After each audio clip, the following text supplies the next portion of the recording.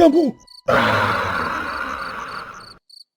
Alhamdulillah, akhirnya dia pergi juga dari sini. Kenapa dengan dia, Pak Sudin?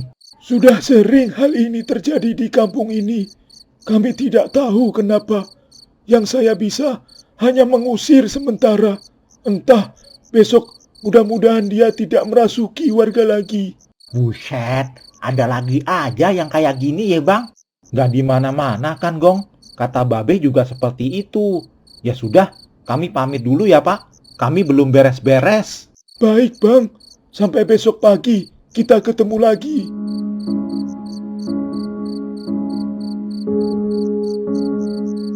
Malam itu, 3 punakawan belum tahu bahwa malam pertama mereka di kampung karet itu akan membuka pintu yang seharusnya tidak pernah terbuka.